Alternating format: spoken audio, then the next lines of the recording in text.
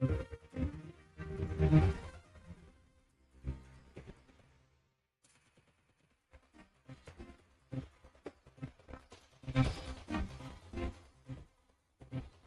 boa tarde, Santa Rita. São 14 horas e 23 minutos. Agora sim, com o nosso convidado, Ricardo Coutinho, ex-governador da Paraíba, ex-prefeito da capital, ex-deputado estadual. A biografia de Ricardo dispensa comentários. Todo mundo da Paraíba conhece Ricardo Coutinho. Desde já agradecer, Ricardo, por ter aceitado o convite e vamos nesse bate-papo aqui. Enquanto a gente tiver assunto, a gente vai conversando, a gente vai tirando dúvidas, a gente vai tecendo elogios. Vamos lá. Seja bem-vindo. Obrigado, José Silva. É um prazer enorme, bastante aguardado por mim, estar aqui no programa Fonte Debate. Cumprimentar você, cumprimentar Zé Roberto, Elcio, em nome de vocês três, cumprimentar a todos que fazem essa web, rádio e TV. Eu tenho certeza absoluta que a cada ano que passa, a comunicação vai estar acontecendo exatamente nesses sistemas, onde você tem uma liberdade maior de falar do cotidiano, das coisas da cidade, do bairro. Particularmente para mim é um prazer muito grande também por retornar a Santa Rita, né? De um apego muito grande, de certa forma estar aqui, coisas talvez mais valiosas que eu fazer quando exerci o cargo de governador, né? Talvez a gente vá falar sobre isso, que é o Hospital Metropolitano e ela EB vai até Forte Velho, né? Mudou completamente aquela região. E é um prazer muito grande e estou aqui à disposição para qualquer tipo de pergunta que você julgue importante ao seu público ouvinte. Muito bem, já que o senhor trouxe essa, esse apego a Santa Rita, de fato a gente ia perguntar sobre as suas obras enquanto governador para o nosso município. Desde já a gente agradece por Forte Velho, porque deu um up na vida daquele povo de Forte Velho, bem como da cidade de Santa Rita, porque além de facilitar o acesso, fomenta até hoje a economia local.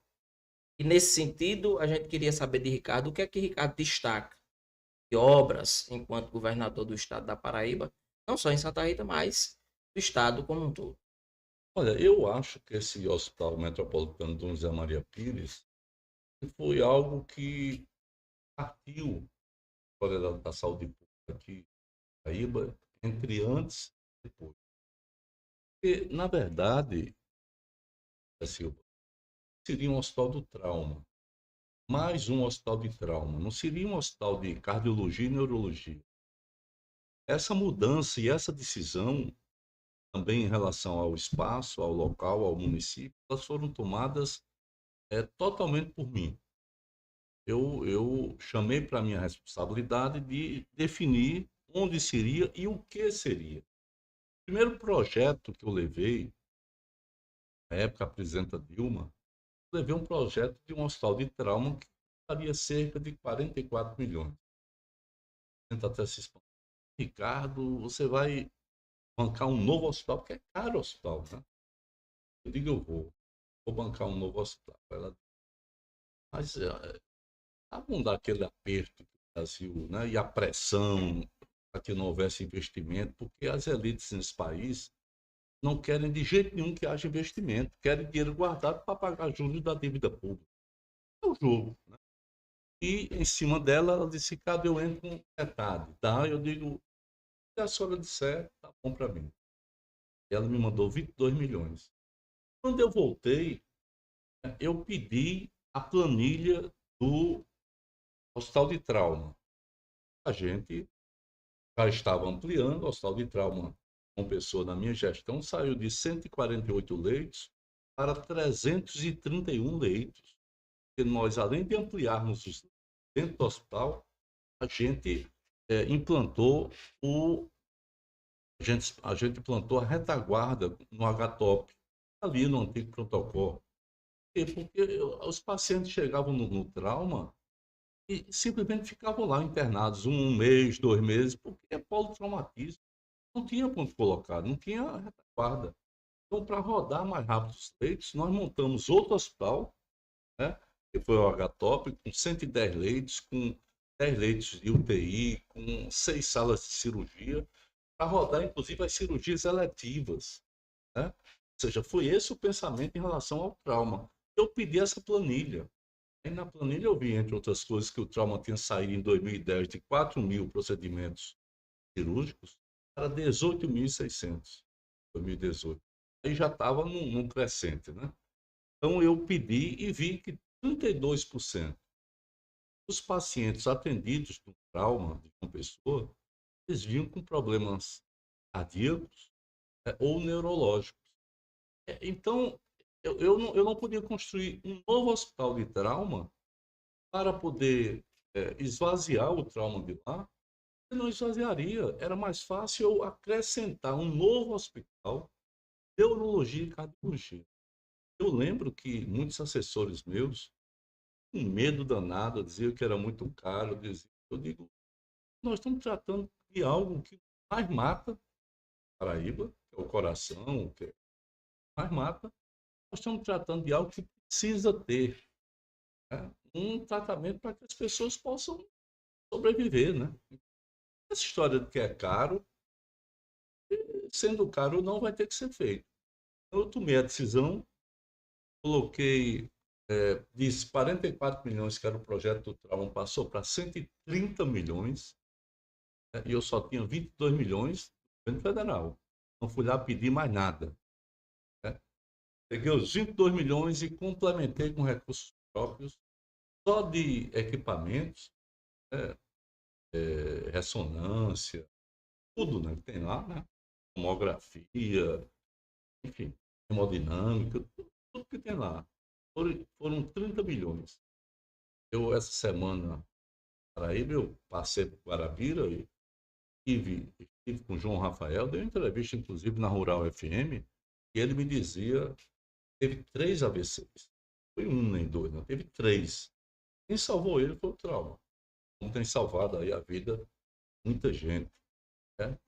Eu, para você ter ideia, de vez em quando eu recebi uma mensagem do pai da primeira criança que se operou lá do coração. Né? Eu lembro dela porque eu fui vê-la. A bichinha fez uma cirurgia do coração. Então, esse hospital, para mim, tem um componente extraordinário, porque era uma continuidade da caravana do coração que acabou. Que o atual governo acabou. Era uma continuidade do programa de cardiologia, da rede de cardiologia pediátrica. Tinha caravana, fizemos 1.415 cirurgias em crianças. Ou seja, antes se morria, a criança morria, eu botava lá qual a causa da morte. Morte. Na verdade, era coração e podia ser evitada. Entendeu? A história desse hospital é essa, mas se olhar para Tibiri, não tinha água, fizemos uma barragem de nível. Falamos disso aqui essa semana. Fizemos uma barragem de nível, porque a água era pouca, juntava pouco, eu disse, tem que resolver. Eu chamei a Cagepa, tem que resolver. Não, mas não, vai ter dinheiro para isso. Pode faltar para outras coisas, mas para isso vai ter dinheiro. Fizemos, como eu já disse, a PB que liga até Forte Velho. Eu lembro que uma vez eu recebi uns agricultores lá daquelas comunidades, o Tinga e tal. E eles diziam, cara, na época de chuva, a gente não tem como escoar a plantação, produto. A gente não tem como vender na feira, porque o caminhão nem entra nem sai. Né? Eu olhei assim e disse, rapaz, eu vou apostar no futuro de turismo e agricultura familiar. Né? E efetivamente isso está acontecendo. Né? O saneamento de Várzea Nova, Santa Rita foi o município que eu mais construí habitação. E olha que eu sou o governador que mais construiu habitação no estado. Eu, Itacis e Buriti. Né? E Santa Rita eu construí mais habitação em Santa Rita do que em João Pessoa. Tem ideia? Aquele residencial Rosa do Luxemburgo, atrás do hospital, né? Tem outros que eu não lembro o nome, mas aqui em Várzea Nova fizemos muito. Thomas More. Thomas More, exatamente, Thomas More.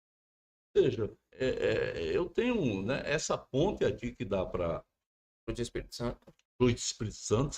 Você lembra que ela caiu, né? caiu. Ela caiu porque ela, ao invés de ter sido feito o reparo anterior ao meu governo com concreto, botaram lá, botaram barro, veio uma cheia, arranjou o barro aí, arrancou um pouco mais que tinha, caiu. Nós fizemos uma outra ponte.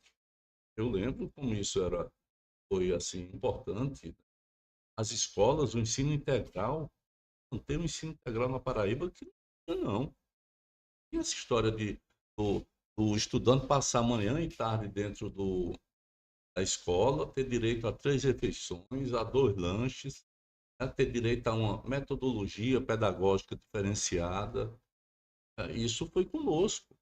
Eu soube que aquela, eu chamo de alma, né? Porque as coisas também têm alma, né? Tem a motivação.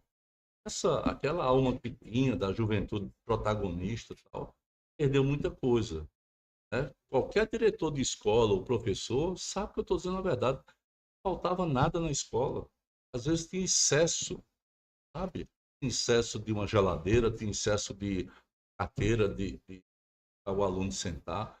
Coisas a gente e confesso a você, não tinha crise de dinheiro. Crise de dinheiro, porque com 25% no mínimo você dá para fazer muita coisa. Eu fiz 16, eu fiz 16, da Silva, daquelas escolas técnicas padronizadas, como a Luiz Baeta, eu fiz 16. Fora outras que não foi naquele mesmo formato, mas eram maiores até. Olha isso pela Paraíba. E fiz escolas aqui em Santa Rita também, fiz muitas reformas. Escolas. Enfim, eu acho que Santa Rita, em termos de investimentos, tem muito mais coisas, mas a gente vai conversando, É. você. Deixa eu só fazer uma pergunta. O programa que tinha parceria com os estudantes, fazer os estudantes fazerem intercâmbio, o Giramundo. Giramundo, esse Giramundo, e muitos alunos da Paraíba foram para a Espanha e outros países aí, a partir foi uma iniciativa do seu governo, e hoje diminuiu ou desistir, a gente não vê mais falar. No quesito da educação, a gente tem visto mais deficiências do que ações efetivas na educação. Eu também vejo isso, né? E o programa acabou, né? Giramundo foi algo, porque eu não falei em alma da educação aqui. Não. O Giramundo, e como é que eu vou mexer com a autoestima dos estudantes, que eles possam se interessar mais, para atrair alguns, para poder chegar com esses que viajavam para fora, porque era Espanha, Portugal, Canadá, Argentina, um monte de países, né? O sentimento disso, o que a gente queria com isso, é que aquelas pessoas que fossem, voltassem primeiro observando outras experiências. Umas melhores, outras piores, alguma experiência para que elas voltassem, influenciassem a educação daqui. Eu queria uma turma sem pensar, não. Eu não queria uma turma sem exigir, sem reclamar. Eu queria uma turma que reivindicasse, né? Claro. Então, eu vi cidades, que faixas, assim, fulano de tal, como uma coisa, sabe, uma conquista da cidade, aquela estudante ter passado e ter ido fazer um estágio. Não era um estágio de uma semana ou duas, eram 6 meses. Era uma mudança de vida. Completamente. Totalmente. A pessoa voltava falando, rapaz. No inglês, falando espanhol, voltava dessa forma. Se eu não queria que um filho meu tivesse experiência dessa. Claro, né? Um filho seu, ou seja, esse era um programa que eu. E ao lado disso, eu coloquei o quê? Eu abri também para professor. Professores irem para a Finlândia, que eu fiz um convênio com a universidade de lá, porque a Finlândia você sabe que tem o melhor ensino básico do mundo, né? Eu trouxe a reitora para cá, fez lá no Liceu Paraibano, até piscina eu coloquei no Paraibano, até piscina. Você vê como a educação teve um desenvolvimento extraordinário. E essa reitora veio, Nós fizemos isso, fizemos aqui a Embaixada do Canadá, e todo semestre eu ia lá no aeroporto pedir a, a, a moçada e os recebia na volta lá na Granja do Governador. Ou seja, porque eu senti as mudanças dentro da educação. Eu senti isso, eu estava vendo. Infelizmente mesmo, né? Eu estou falando de verdade. Assim. Infelizmente acabaram com o programa, mas é porque acabaram com o programa porque era Giramundo e porque tinha sido o Ricardo que tinha feito. Essa conclusão, eu não tenho a menor dúvida disso. Verdade. É como se fosse algo não que estivesse causando problema, mas para atacar, incidir diretamente na pessoa que fez, para não. É como se fosse uma tentativa de apagar a memória, de Exatamente isso. apagar os valores, de apagar e valorizar realmente Exatamente isso. quem fez o acontecer. E isso realmente melhorou a vida de muitos alunos, de muitos professores também no estado da Paraíba. Agora, você trouxe essas questões todas, e aí eu vou fazer uma pergunta. Tudo isso é motivação para Ricardo disputar a vaga de deputado federal? Ah, sim. Eu acho assim, eu acho que o país, o Brasil, está talvez no momento da história do mundo maior de maior transformação.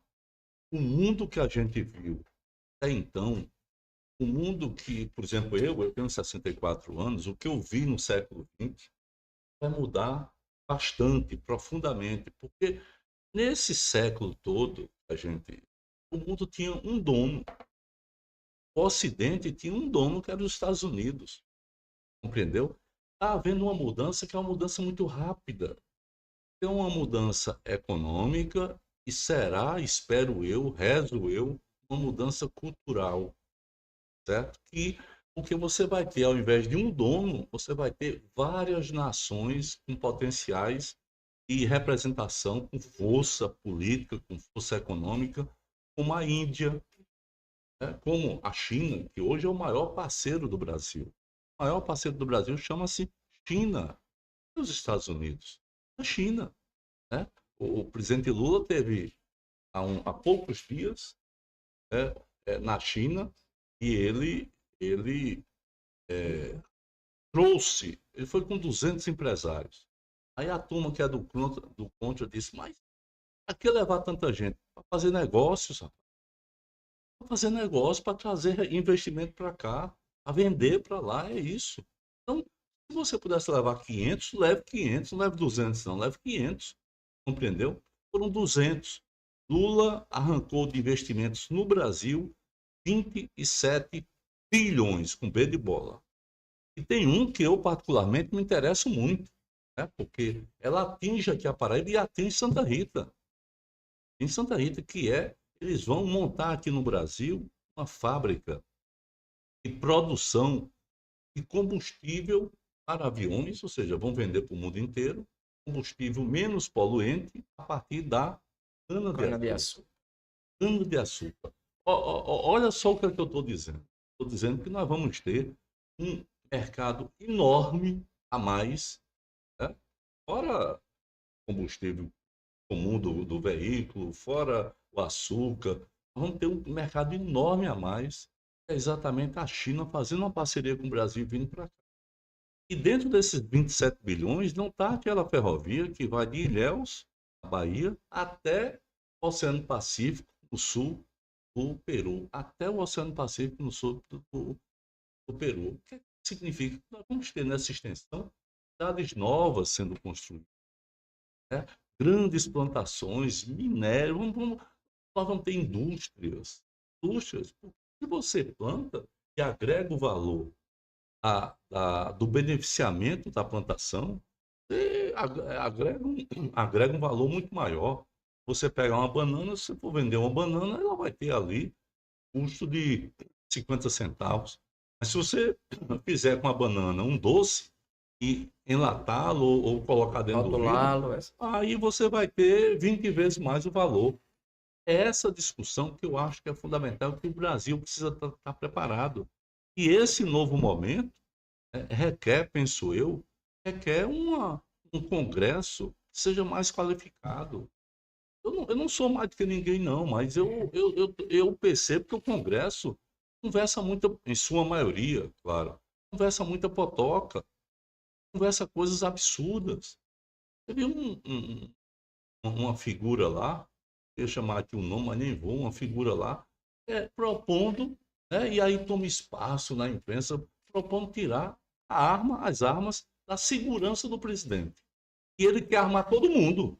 Por ele, todo mundo tem que andar armado. Porém, a segurança do presidente não. Ou seja, um cara desse não é sério. Um cara desse, sabe, merecia perder o mandato porque ele contamina negativamente o Congresso.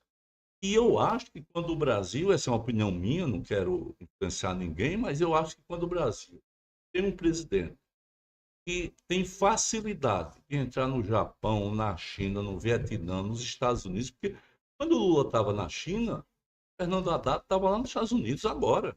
Né? Então, esse momento para nós é chave.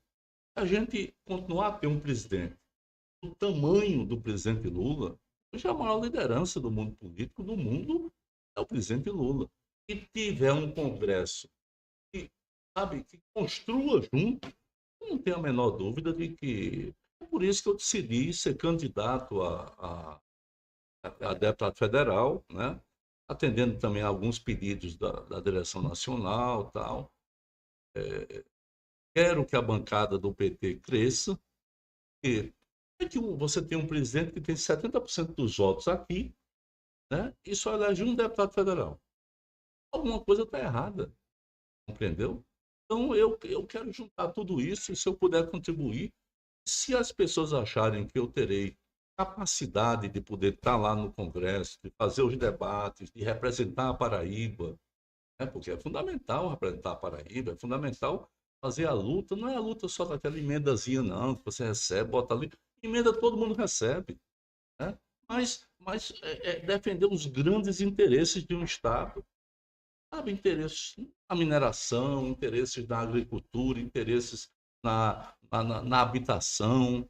Né? Eu sonho em colocar o Cidade Madura, que eu criei aqui na Paraíba, com recurso próprio, dentro do Minha Casa Minha Vida. Eu quero ver o Minha Casa Minha Vida produzindo habitações para a população, né, com todos tipos de armadura, com porta mais larga, com barra para segurar para as pessoas idosas. Compreendeu? Não, não tem sentido isso não existir. Eu quero que a agricultura, falar aqui para os companheiros de Santa Rita, que tem uma enorme, né, uma área enorme, eu quero que a agricultura familiar tenha energia solar, para não depender da energia de distribuidora, que é cara demais. Nenhum agricultor consegue irrigar e pagar o preço da energia, por exemplo, da concessionária. É impossível. E nós temos sol aí, temos sol de graça.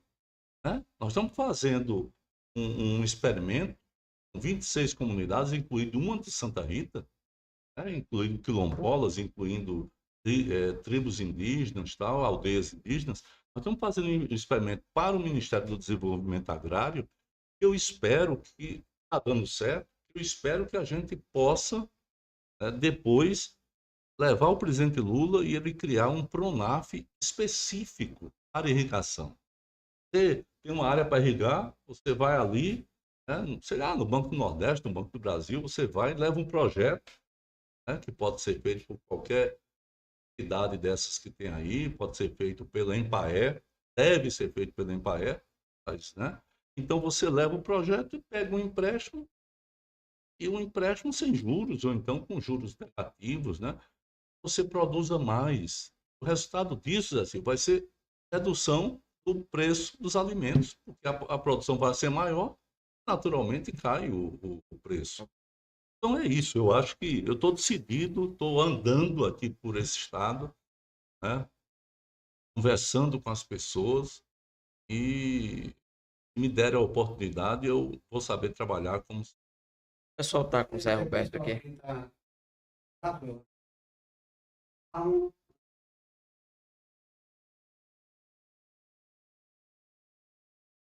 ó, Aurora, MG High, Lima, que é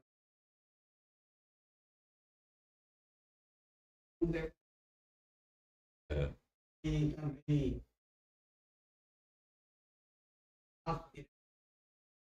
Ô, Alisson, é, grande companheiro. Ricardo, Santa Rita tem um apreço realmente por você.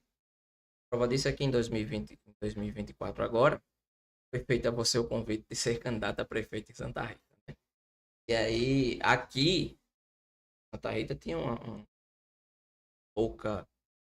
As pessoas, dos eleitores, nas conversas de praças, tinham uma aceitação muito boa. O que faltou para você vir para ser candidato a prefeito aqui? Bom, antes de qualquer coisa, devolver a afetividade dos abraços que a mim foram indicados, né? Não é só daqui de Santa Rita, né? Isso aqui é o Alisson é de Queimadas, né? Aliás, você disse, então, a todos. Exatamente, exatamente. Bacana, né? Mas eu vou dizer para você o que é que faltou. Eu, em 2022, toda aquela, sabe, polêmica com as fake news, diziam que eu não podia ser candidato, que o voto era anulado. Se abrir agora o TSE, está meus votos lá. Sem fundo partidário, eu tirei 431 mil votos. Inclusive, quero agradecer a vitória aqui em Santa Rita. Eu não tinha um carro de som, rapaz. Eu não tinha fundo partidário, eu não podia me movimentar pelo Estado, né? Exatamente porque sabiam que eu poderia ganhar a eleição. E aí a Amanda estava grávida, né?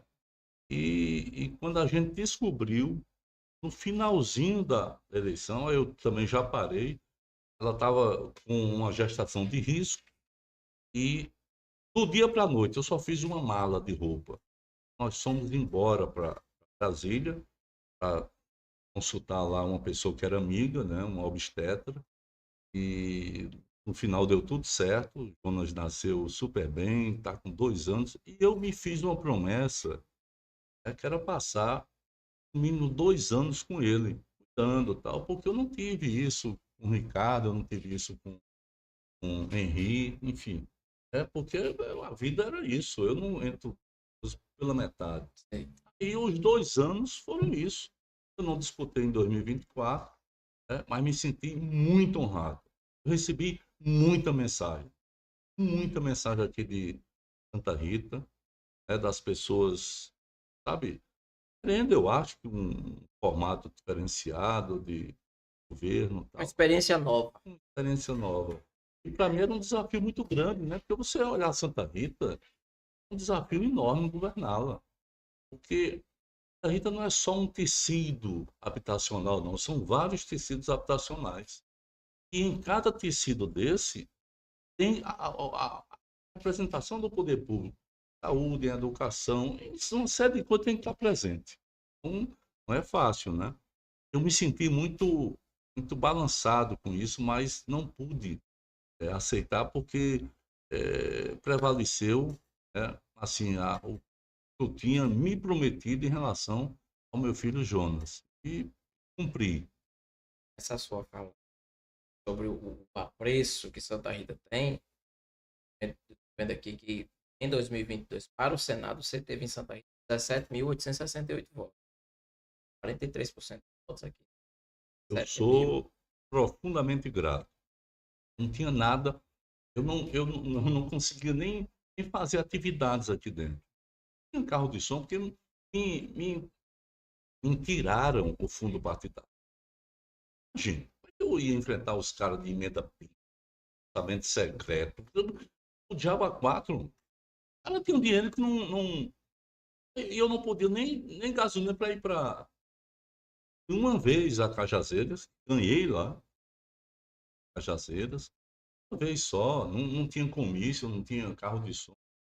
Enfim, mas é isso, né? A gente quando incomoda quem tem poder, incomoda, os poderes são violentos. Mas eu lhe digo uma coisa, eu faria tudo de novo. Eu fiz o certo. Eu ouvi entrevistas que o senhor tem cedido ao acho que o senhor tem dito, e na TV Arapuã o senhor disse exatamente isso, que sobre a sucessão do governo do estado. Naquele momento, o acertado, o que o senhor entendeu como correto, era permanecer como governador até o estado da Paraíba. Nesse sentido, eu faço uma pergunta: como é que o Ricardo analisa toda essa movimentação em torno de sucessão para o governo, essa incerteza dentro de grupos, são vários grupos dentro de um grupo só. Em que isso vai dar, na sua opinião? Olha, os grupos estão medindo forças, né? Na verdade, tem dois grupos. O grupo do Republicanos, o grupo PP. Dois grupos aí. São fortes. O terceiro é a oposição é o grupo do antigo PSDB, que hoje é PSD, né, que disputou o segundo turno em 22, e o grupo que está muito fragilizado, que é o do governador atual. O do governador atual só tem ele querendo uma vaguinha. Percebe? Ele não tem mais nada. Porque se ele sai para disputar, ele não manda mais no Estado. O planeta cai. Compreendeu? Então, ele sabe que. E nem tem, porque ele não criou parlamentares identificados com ele, né, seguidores com alguma ideia, sejam, fossem comuns, ele não criou isso. Ele criou uma relação, foi repassar o poder para setores que nunca imaginaram ter o poder. E que eu não fiz isso. Segurei a onda. Fiz aliança com todo mundo, né? Zé Roberto sabe, fiz aliança com todo mundo, porém, programa eu nunca negociei. Se você observar o que eu fiz na prefeitura de João Pessoa, os pilares são os mesmos que eu fiz no Estado. Talvez com mais experiência, com mais conhecimento, mas são os mesmos. A minha fala aqui nessa entrevista, ela guarda uma coerência enorme com a fala que eu fazia quando era vereador, quando era deputado, quando fui prefeito e quando fui governador. Eu não altero a minha posição ao sabor dos ventos. Eu não faço isso. Porque eu só sei fazer desse jeito. Foi assim que eu fui resistindo aos piores momentos. Fui construindo uma relação muito grande com a nossa população. Então, eu creio que a situação do atual, eu vou chamar de grupo, mas o atual governador, na medida que ele sai só por ele. Ele não tem deputado a apresentar, ele não tem estadual, não tem federal, não, é só ele. E, evidentemente, as grandes máquinas do lado dele são essas duas máquinas, republicanos, né, e o Partido Popular. Se houver uma aliança, um acordo entre republicanos e Partido Popular e o PP, de Agnaldo, esse acordo, você vai ter um governo passando, né, para um membro da família Ribeiro, né, sem qualquer experiência, sem nenhuma construção anterior, que, na minha visão, é lamentável. Lamentável. E você vai ter, a partir disso, também uma composição com o republicano. Se por acaso não houver essa condição, você deve ter dois blocos disputando, né? Provavelmente o atual vice-governador, ao assumir sendo candidato, né, e usando a máquina, e o outro campo que talvez se junte com a outra oposição do PSD, do PSDB, do antigo PSDB. São coisas que estão completamente abertas. Eu vou dizer por quê? Porque não tem alguém que conduza. Serve, não tem alguém que conduza. O centro do poder hoje, ele é levado, ele é decidido por quem não está, por quem não está dirigindo. O governador não dirige. Quem dirige são as duas lideranças desses dois blocos, que estão dentro do governo, que, enfim, que não tem o governo não tem uniformidade. Entendeu? Não tem uniformidade. Comigo, você via que tinha uniformidade. Um falava a mesma linguagem do outro, porque se não falasse, eu resolvia, amigo. Se não falasse, eu escolhia e pronto. E era assim, porque na minha concepção, o governo tem que ser assim, né? Lá no caso atual, não tem. Então, eu acho que muita água vai rolar embaixo dessa ponte. Nada ainda decidido. Tem gente que quer ser candidato e diz que não quer ser. Né? Tem de tudo aí no meio. Nós estamos aqui dentro do PT esperando um PED, processo de eleições diretas, né? Vai ter para mudança da direção.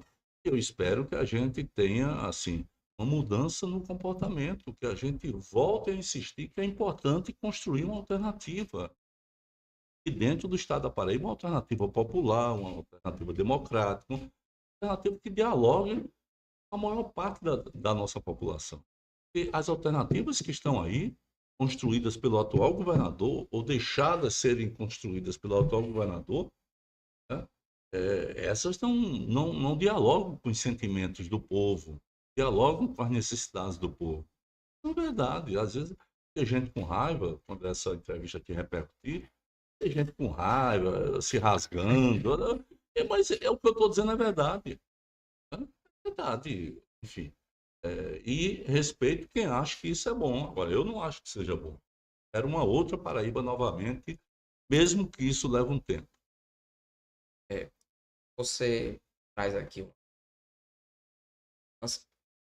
fala do PED. O PT hoje está se movimentando a nível nacional. O presidente vai mudar as direções. E aqui na Paraíba, para o PED, quem Ricardo vai é, votar para presidente do Estado, presidente do PT estadual? Eu voto em Carlos Guedes, conhecido como Carlos Poeta. Um bancário, mora em Patos. O Carlinhos esteve conosco. Desculpa, ele esteve aqui conosco. Carlinhos, Carlinhos. Esteve aqui. Eu ia estar com ele hoje, mas aí teve um problema com a esposa dele, ele teve que voltar. Mas eu vou votar nele, eu acho que ele pode, assim, descapsular o PT. Pode ter uma capacidade, né, e fazer com que o PT novamente busque a ser uma alternativa real, não a reboque desse povo que está aí há 50 anos, meu amigo. Não é porque é do campo democrático. Por exemplo, de que democrático? Fizeram isso de Cícero Lucena, né? Ele pode ser tudo, menos do campo democrático. Ele nunca teve nenhuma postura, nenhuma posição, você sabe disso, nenhuma posição que eu considerasse do campo democrático.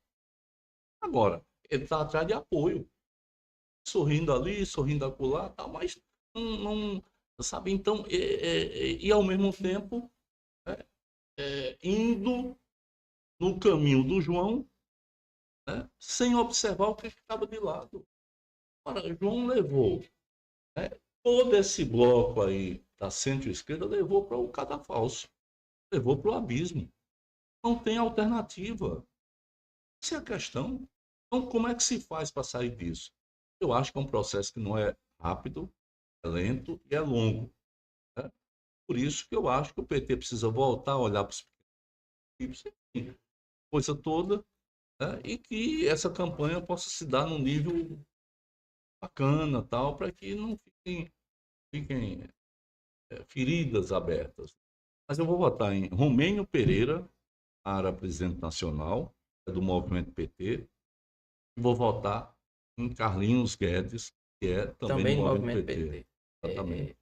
Essa questão dessa descapsularização do PT faz me lembrar de algumas coisas aqui e até trazer uma fala sua, ficando o senador Efraim Moraes.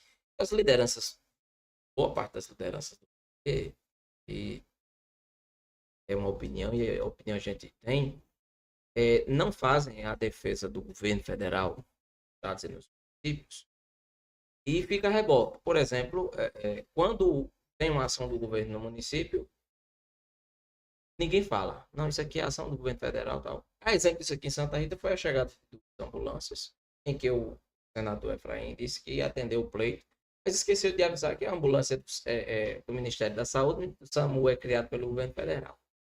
E o senhor fez uma fala nesse sentido, de dizer que aqui na Paraíba, Efraim é oposição ao governo, mas em Brasília cobra ministérios, cobra espaços no governo. Aí não seria um pouco desse apoio, né, ou esse ostracismo que o PT fica sem defender, sem fazer a defesa real e contundente do governo? Olha, o que você coloca tem, naturalmente, uma certa realidade. Eu acho que a gente defende pouco. Eu defendo muito. Eu acredito. Então, eu não tenho meu termo. Eu não fico em cima do muro. Né, eu faço postagens, eu dou entrevistas, eu muitas vezes sou meio que baleado por dizer algumas verdades. Isso que eu disse é verdade. Se você observar bem, tem deputados, senadores e tal, que pega um monte de emenda, pega trator, pega ambulância, pega isso, e esquece de dizer que quem mandou, porque quem mandou é o governo federal. Foi nenhum que tirou dinheiro do bolso e disse, vou colocar aqui, não. Isso é, né? Então eu acho que é uma forma meio que as pessoas ficarem enganadas. Enganadas. A alça, né, a alça metropolitana, essa que passa aqui em Santa Catarina, né, vai ligar a BR-101 a BR-230. Rodilândia ali, aquela região. Aliás, a BR-101 a BR-101, exatamente. Passando pela BR-230, para Isso. tirar o trânsito, principalmente de caminhões, das Três Lagoas Do perímetro urbano, né? e quem vai para Recife vai mais rápido, quem vai para Campina vai mais rápido. Pois bem, né? Essa é uma obra feita com recursos federais, recursos do governo do presidente Lula. Você não vê ninguém dizendo isso. Você não vê uma placa. Você vê placa do governo do estado. Você vê o governo do estado dizendo. E aí o discurso é enrolado, porque diz, ó, isso aqui é de recurso próprio. Não. Entendeu? O governo do presidente Lula está presente em praticamente tudo. Tudo. Só que as pessoas acham que, não, ali eu tenho medo de perder voto, eu não digo. Eu não vou. Ou então eu não gosto do governo, mas quero me aproveitar dele. E é isso que acontece. Né, eu não acho que seja bom para a política, não acho que isso seja bom para a democracia. Se eu tiver uma plateia e, assim, sei que não vai gostar de uma caracterização minha, de um discurso meu sobre o presidente Lula, eu não deixo de fazer, não, eu faço. Primeiro porque eu quero que as pessoas saibam com quem está tratando. Né? Ou seja, porque eu acho que isso gera muito mais confiança do que você enganar, você ficar aqui eu não falo. Eu lembro, rapaz, que na campanha de 2022, sabe, no segundo turno, sabe, apareceu o Lula do discurso daqueles que diziam apoiá-lo, porque a turma estava interessada nos dois palanques. Estava interessado no eleitorado de Bolsonaro, no eleitorado de Lula e tal. Eu não sei fazer a coisa assim, pra falar sincero. Eu não acho. E acho que o governo Lula está fazendo sim um governo necessário ao Brasil. E primeiro, viu, é, da Silva, primeiro ele teve que recompor a estrutura do Estado. Mas o Estado brasileiro estava destruído ou semi-destruído. Ele teve que recompor tudo isso. Os ministérios não existiam políticas mais médicos, que é um programa que coloca médico em todo canto. Quando o Lula assumiu, tinha só 13 mil médicos. Hoje tem 30 mil, em 2 anos. Compreendeu? Teve que praticamente repactuar tudo. Bolsa Família, né, os programas do MDS, programas do Ministério da Educação. Aí veio a Escola Integral. A gente aqui na Paraíba já fazia, né, porque por decisão minha. Né? E aí veio o integral, aí veio o pé de meia, que é a poupança para o estudante no ensino médio. E agora tem outros professores, né? Agora tem um dos professores e está tendo a recomposição das ambulâncias. Foi isso que você falou. Os caras chegam aqui com um trator, com ambulância, dizem, eu trouxe, como se não existisse governo. Então, o governo do presidente Lula fez isso. A outra questão é que quando você lê as manchetes aí por fora, principalmente aquelas ligadas ao mercado, é como se o país tivesse afundado. E isso impacta a população. Eu vi uma última pesquisa e 61% da população diziam que o Brasil ia mal na economia. O Brasil vai bem na economia. O Brasil está num momento em que o mundo está em ebulição. O Brasil tem 370 bilhões com B de bola de dólares de reserva, portanto, tá? Pode se segurar no pior dos cenários. O Brasil tem um menor desemprego dos últimos 15 anos, menor desemprego. Aí a elite não gosta disso, do menor desemprego, sabe por quê? A massa salarial cresce. Se eu tenho uma gente empregada, e para eu tirar o cara de um canto e botar nele na minha empresa, o cara vai dizer, não, doutor, mas com esse valor não, vamos aí aumenta a massa salarial. E hoje saiu que a massa salarial, o rendimento médio do trabalho, aumentou 3,74% pelo segundo ano consecutivo, pelo terceiro ano consecutivo, a projeção é essa, o aumento da média do trabalho. Né? E o rendimento domiciliar também cresceu muito, mais do que qualquer outro tempo. Ou seja, a economia está dando respostas. Nenhum país no mundo, nenhum, pode ver, está atraindo investimentos como o Brasil. Ora, o mundo, numa turbulência danada, uma guerra comercial enorme, o Brasil recebendo 32 bilhões do Mercado Livre, recebendo 6 bilhões de uma multinacional farmacêutica que vai estar lá em Minas Gerais, recebendo 27 bilhões dessa visita agora. Ou seja, o Brasil está devorando. Né? E o grande responsável por isso é Lula. Porque sem Lula, como é que ia entrar na China? Entrar no Japão? Como é que ia entrar na União Europeia? Como compreendes? É algo que a pessoa pode até não gostar de Lula, mas não dá para retirar dele essa capacidade de ser respeitado e de colocar o Brasil num outro patamar. Então, o Brasil, economicamente, não vai mal. Vai bem a inflação. A inflação está dentro de todas as notícias que vêm do mercado, principalmente do mercado financeiro, todas. As notícias dizem que vai mal. Não vai estourar. Vai estourar e nem vai aquilo. O Brasil está numa caminhada que é a caminhada correta, né, que nós pensamos. Agora, uma coisa a gente não está sabendo fazer ainda. Aí eu digo, comunicação. Nós não estamos sabendo fazer ainda, porque, infelizmente, nós estamos numa quadra da história da humanidade e a mentira vale muito mais do que a verdade. A mentira roda 10 vezes mais do que a verdade. É isso que eu ia dizer, se populariza mais do que a verdade. Ninguém quer saber da verdade, porque a verdade é chata, insossa. Cresceu 3,75. Sim, daí? Isso é fundamental. A renda média do trabalho cresceu. Isso é fundamental. É para isso que a gente faz política, para que mais gente possa participar dos benefícios, né, que um país pode dar. Ou seja, agora, isso não consegue chegar, porque a internet, né, as mídias sociais, elas estão divididas em bolhas, e no meio de tudo isso tem os grandes plutocratas, a plutocracia universal, que é a turma do mercado financeiro com a das Big Techs, o Elon Musk, o Zuckerberg, essa turma aí quer tudo, quer uma situação onde só eles ganhem e só eles mandem. Então, é isso que está acontecendo. Mesmo assim, eu acho que a gente precisa melhorar a comunicação.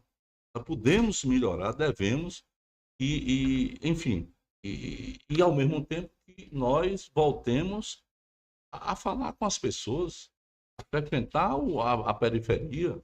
Nós temos que voltar a isso. E não pode só ficar no celular. Né? Nós temos que voltar a conversar com as pessoas, porque quando a gente não vai, tem gente que está indo. Está indo é para levar mentira, para levar fake news, para falar coisas absurdas, sabe? Isso. Então, a gente precisa melhorar a comunicação e, ao mesmo tempo, sair da nossa cadeirinha, né? Botar ali o pezinho no barro e ir conversar com as pessoas e mostrar a verdade, só a verdade, sem mentira, só a verdade, para que o Brasil possa continuar caminhando adiante. Até porque não há espaços que não sejam ocupados. As lacunas são sempre ocupadas. E aí, nesse sentido, como você traz, se a gente não vai com aquilo que a gente entende que é o melhor para o Estado, para a política nacional, vai os que vão com a mentira, com a falácia, Sem com a dúvida nenhuma. ludibriação. Cara, exemplo Exatamente. disso é o que está acontecendo no Congresso. Eu disse o deputado que quer desarmar. Esse é um dos temas, quer desarmar a segurança da presidência da República.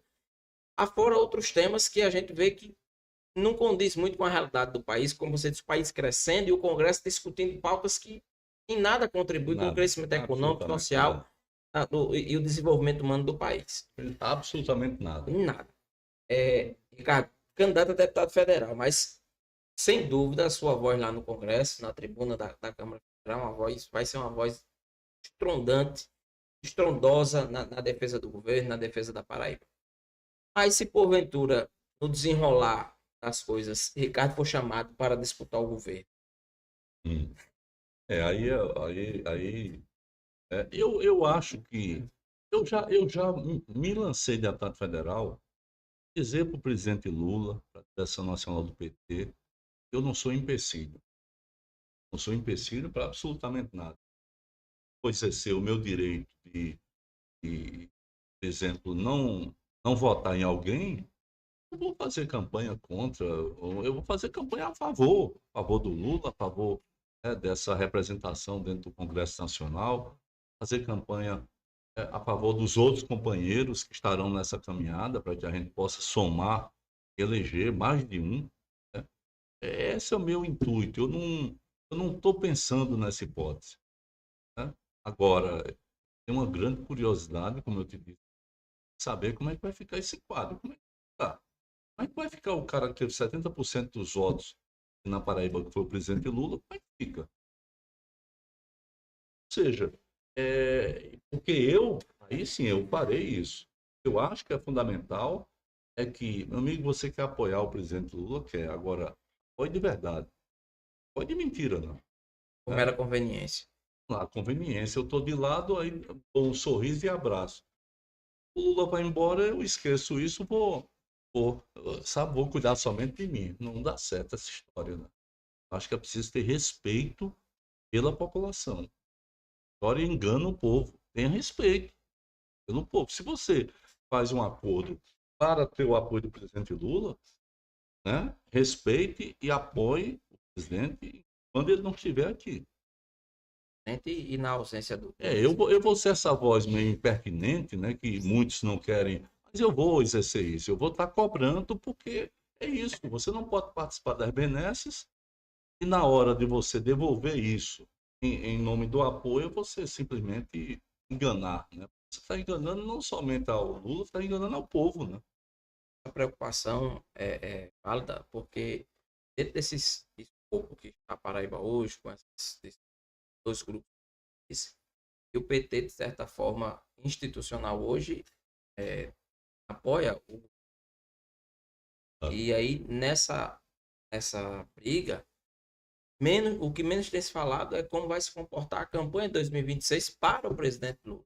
Né? Exatamente. E eu acho que essa deveria ser a preocupação primária da direção estadual do PT na Paraíba hoje, que é, como você disse, no estado da Paraíba, Lula, 70% dos votos dos Exatamente. paraibanos, e a gente precisa dar uma resposta à altura ao povo paraibano. Sabe, você ali aí quer apoiar o prefeito de João Pessoa, né, chamado por alguns como democrata, filho lá do prefeito vai e assina um requerimento para votar anistia. Ou seja, o cara quer derrubar a democracia, né? Os caras tentaram derrubar a democracia, tentaram um golpe de Estado. Não tem outro nome, não. Golpe de Estado, com Eu morte, concordo. né? E chega, aí o outro quer votar uma anistia. E que Que referência é essa sua de democracia? Né? Eu falo de vários deputados aqui da Paraíba. Qual é a referência de democracia? Você se serve da democracia para ser eleito e quer matar a democracia? Essa é a questão central. Não, não é vingança, não, não é perseguição, não é nada disso, não. É que é um crime continuado, golpismo, na história do Brasil. A história do Brasil é cheia de tentativas de golpe e de golpes. Então é preciso, pela primeira vez, isso vai fazer um bem danado à democracia. Pela primeira vez, você tratar com base na justiça aqueles que atentaram contra ela. O Supremo Tribunal Federal está corretíssimo. Né? Não é hora do cara, não porque eu gosto de candidato A, então eu sou a favor da anistia. O outro não gosta, eu sou contra. Não, é porque a anistia não pode ter, porque a democracia é uma cláusula pétrea. Pétrea, não há negociação, não é igual a um artigo, outro, que você pode mudar o artigo. A democracia não, só tem ela. Você não pode, na Constituição, dizer agora é ditadura, e a Constituição ficar valendo do mesmo jeito. Não pode, compreendeu? Então, eu acho que essa quadra aí que nós tivemos de 2022 para cá, a construção de um golpe de Estado, construção, eu lembro que no dia da diplomação, estava em Brasília, né, do presidente Lula, caras quebraram, incendiaram carros, derrubaram ônibus nos barrancos, atacaram a sede da Polícia Federal. Imagine, não era gente treinada, meu amigo. Atacar a sede da Polícia Federal, precisa ter muito peito, né? A gente treinada. Aí, no dia 23 de dezembro, um caminhão cheio de combustível, lá no aeroporto, tem um posto de gasolina próximo, uma bomba para explodir. Quantos morreriam? Centenas. Eles queriam criar um clima de que o Brasil teria que ser segurado pelas Forças Armadas. O golpe. E no dia 8 de janeiro, nós tivemos aquela depredação. A depredação é o mínimo. Né? O problema é o motivo da depredação, que era esse. Que o Brasil dissesse, isso está... E ao lado da depredação, você teve ataque a 16 torres de energia. 16 torres. Não, isso não se faz com gente inocente, com gente ingênua. Se faz com gente preparada para aquilo, né? Preparada para ações subversivas.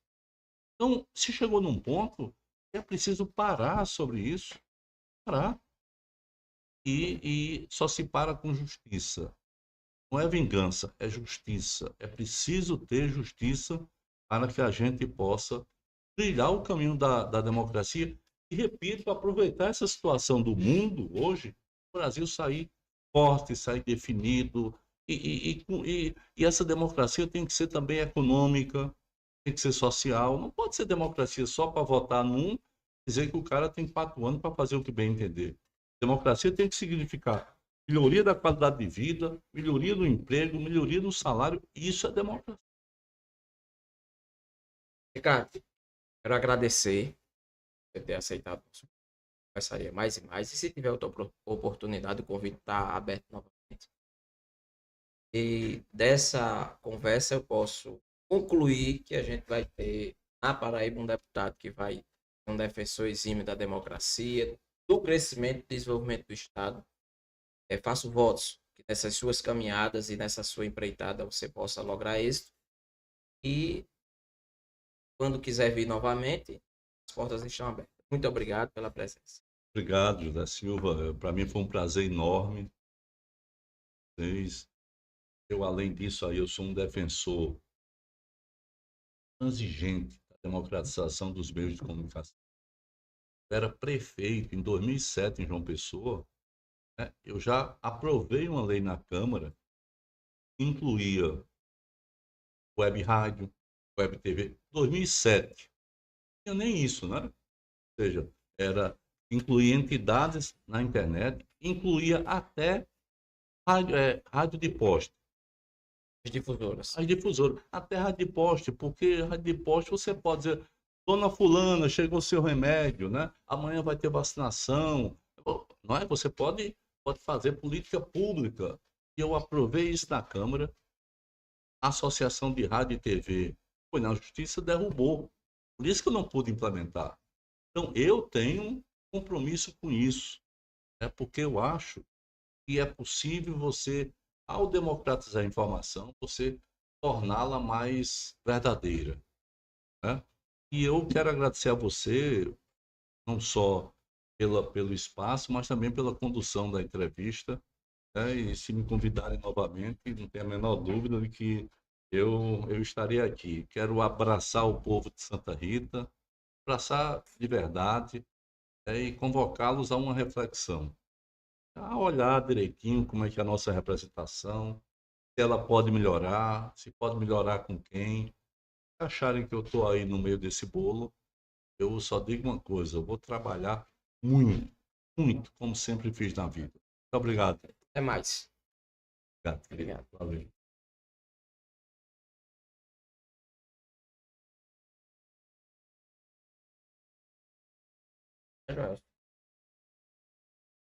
Valeu. Muito bem. Obrigado, Ricardo. Desculpa Obrigado, qualquer Roberto. coisa. Imagina. Tem que passar a gente já fui eleitor.